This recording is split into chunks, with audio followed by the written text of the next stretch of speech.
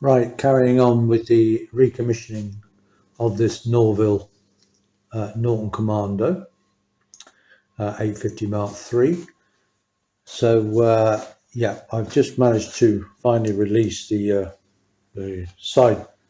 Oh, come on, focus! What are you doing? I finally managed to release the side panel here by loosening the Z-plate, which I'm just about to take off. Yeah, so I covered this gooey wire in tape because I was so fed up with getting covered in black, horrible gunge. And then I've had to take the oil pipe off from the bottom of the tank. Okay, that's the filter that goes through the banjo, and then that goes onto the tank. I've had to do that because I simply could not get a spanner. There's this bolt here that goes through the frame to there, and I simply could not get a spanner on the back nut to stop it turning. So the only way was to take that pipe off so that I got access to the back of the Z plate. It's a bit of a pain, but anyway, it's all off now. It's just sitting there. It's just sitting on the main sort of frame bolt there, and so ready to take off. But what I'm going to do is I'm going to be lazy, and I'm sure this is going to backfire, but I'm trying to take the whole rear brake assembly off without bleeding it, because it's all nicely set up. I've tested it. It's really nice and sharp, and so I don't want to change the adjustment, and if possible, I don't want to lose the brake fluid. I will be putting new brake fluid in and purging it, bleeding it through so it's got new fluid. But ideally, at the moment, I want to leave it, because otherwise I'm just thinking whether is this going to be worth it or not. It's probably not. Anyway, I'll give it a go. I'm going to try and get this whole brake lever assembly, Z plate, the whole assembly off without draining the system. But as the rear master cylinder is sort of an integral part of the brake support and the Z plate and the actual brake lever itself, it's not going to be easy. But that's what I'm going to try and do. And then I'll probably end up draining the system anyway, but we'll see. For now, I'm just going to see if I can do it. I'll take the kickstart off as well, which is simply by loosening this through bolt here, pinch bolt, and then that should allow the kickstart lever to come off. So that's what we're going to be doing. I'll get this camera on the tripod and we'll see how we get on. Right, first thing is to remove this kickstart lever, get it out of the way. So just loosen the pinch bolt, 9/16 AS spanner. And get that nice and loose. And then hopefully this will just wiggle off.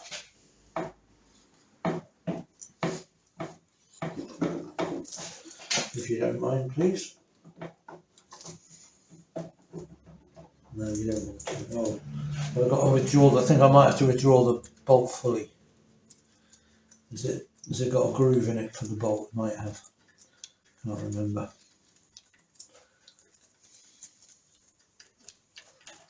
Now, if I take the bolt fully out,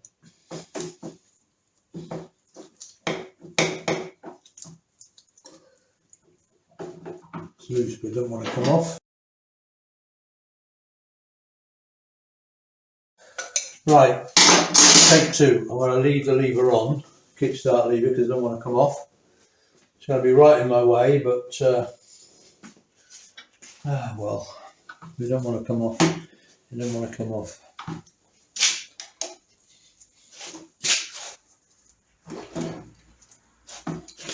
Right, these two Allen key screws here on the foot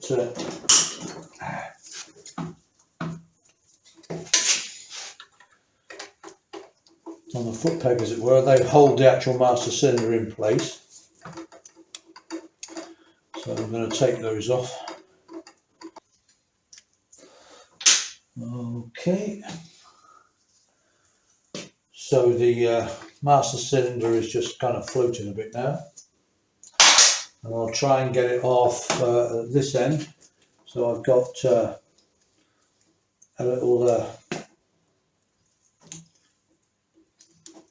clip. I'm not sure what do they call them? They've got a special name, and I've forgotten the name of them. Anyway, one of those. It's a little clip to hold the brake pedal spindle on. So I'm going to take the clevis. Was it a clevis clip? That's a clevis pin. Yeah, the actual brake pedal is held on, I think, by the grease nipple. We've got 5/16, 3/16. It's tight anyway.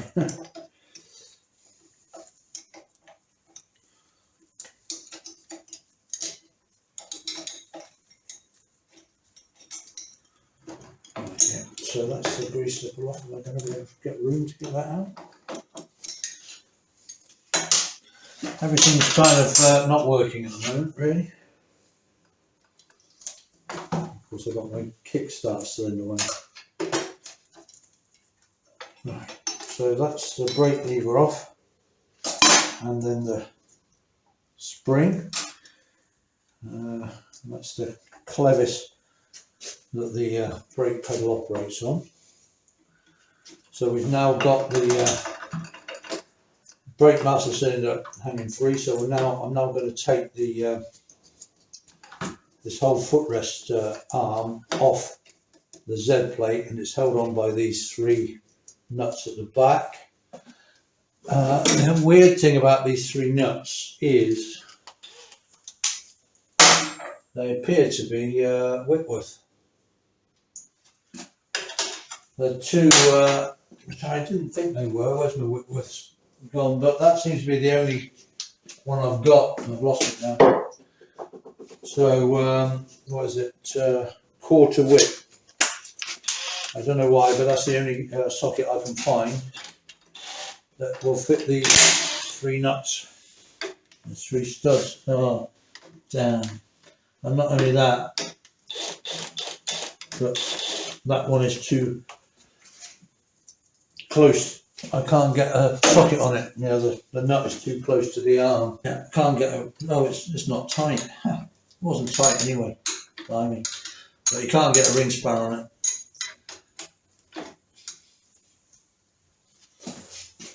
Okay. These worth their weight in gold, cordless impact driver. If you're doing a lot of disassembly, like, you know, if you're doing a lot of mechanical work, fantastic. That's quite an expensive one. That's a DeWalt one, but you can get cheaper ones these days.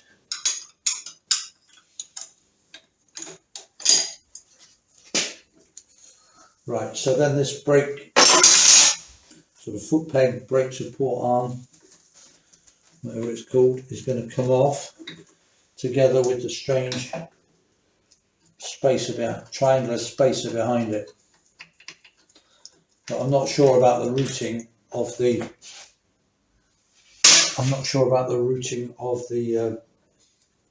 Rear master cylinder. So that's the sort of foot peg arm or brake arm. Have a look. And that's the strange triangular spacer that goes behind it.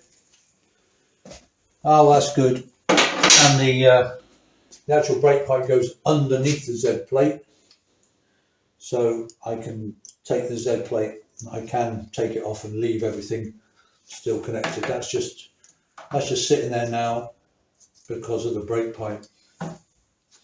So I'm going to take off this little nut here, holds the brake pipe in position, and it's got the actual switch, the brake light switch at the back. So I'll take that off, and then the brake line will be free. And then this nut here is got an earth, it's got an earth wire on the back, which is where the old diodes used to go. But obviously this has uprated a regulator, a combined regulator rector unit. Rectifier. A combined regulator rectifier unit. And so the old diodes, there used to be 2 diodes on a Mark III, one either side on the Z plates, but obviously they're gone now because it's been upgraded to a modern combined rectifier regulator unit, which are much more efficient.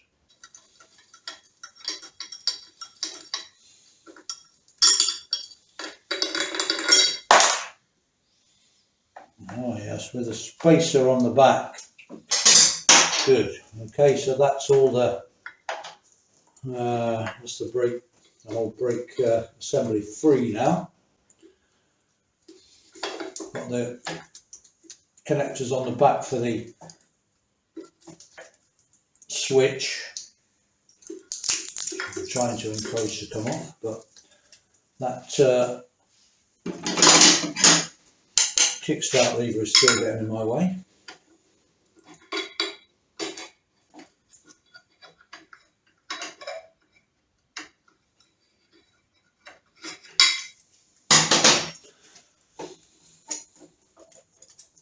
Yeah, so that's got the connectors off the back of the brake switch, and I'm going to put this mounting bolt back where it came from. Because if you can put things back in the original places, now that the spacer goes this side, if you can put things back in the original places, it just makes life easier. It's good. Oh, blimey.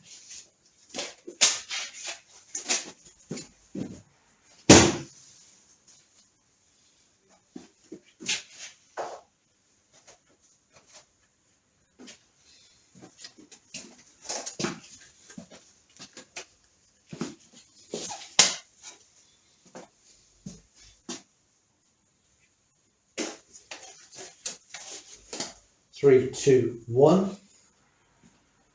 Okay, and then I've just got this earth connector to disconnect off the back, and the Z plate should be free.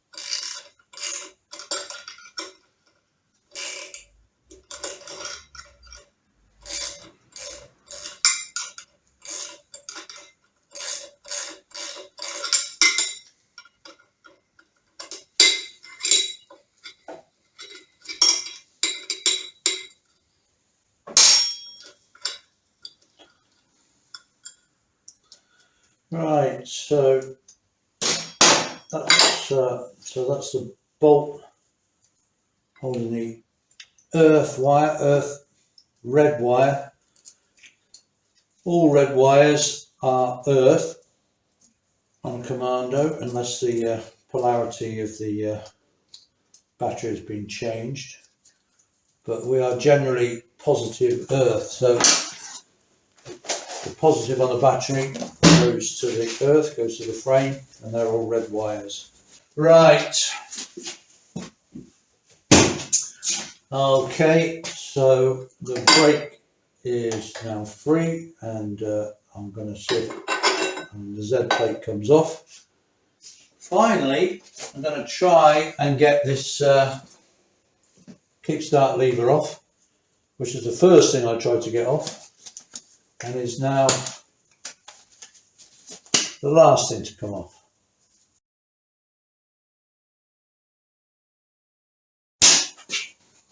Yay. Crikey. Well, I finally got the kickstart lever off, but only after wedging this drift in the jaws there to open it up. You know, there's a saying in mechanics that the simplest jobs are always the hardest, and that's definitely been the case here. I mean, the first thing I had to do was just to take off the kickstart lever, which is one bolt, and then it comes off.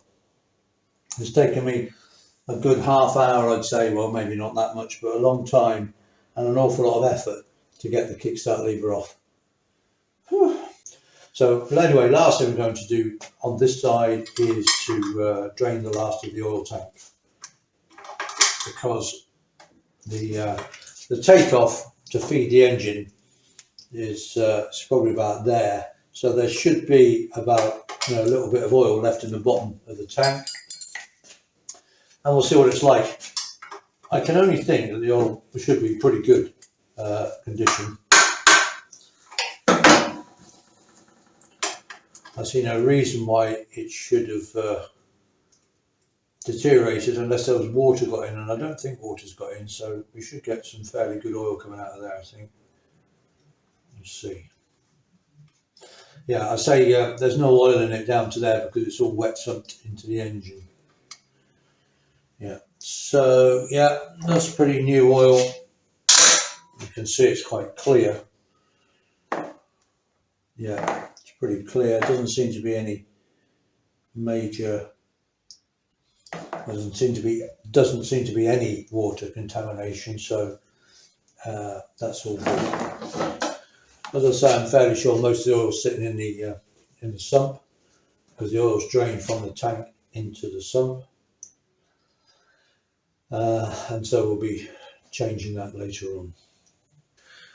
Right, and that's our last job on this side, and we'll just have a quick look at some of the bits we've taken off. Our initial appraisal. Right, initial appraisal. I just thought, actually, I'll just show you that before, because I'm very proud of it. That's the last Trident engine I've just rebuilt. So that's that'll be off in a couple of days to its owner. But so these are a couple of the bits we've taken off. I'm just looking at the rust on that. I think it might need rechroming. I'll try polishing it, but I'm not sure. Then the Z-plate. Now, if you remember, when I took the Z-plate off, I took the strange triangular. When I actually undid these 3 bolts, and I remember saying I couldn't get a socket on that one, and then when I came to do it, it was loose. Well, the reason it was loose is because the thread stripped on it. But in that one, we did have a helicoil, so that was helicoiled. And the helicoils come out with the, I'll check them all, I'll check all the threads, I'm not sure about them. Yeah, I think these 2 are fine, but that one was helicoiled. And the helicoil came out with a bolt. So I'm hoping that I can just put a new helicoil in. What I'm worried about is that the hole is actually now too big. And so, the fact that it was loose in the first place isn't good. So I might not be able to put a new helicoil in. And what I'll have to do is we'll have to weld that up, alloy weld it, find someone who can do that for us, and then re-drill it, re-tap it. Because if it's too big for a helicoil, then there's nothing else we can do. So still got some of that lovely black gun on the back. Never mind. Right. Anyway, yeah. So I'll leave it there for now. And then I'll do the other side. We'll take the Z-plate off and the footrest off on the other side next, which is more straightforward. Then I think we'll take the wheels off and start and send away for new tyres for them.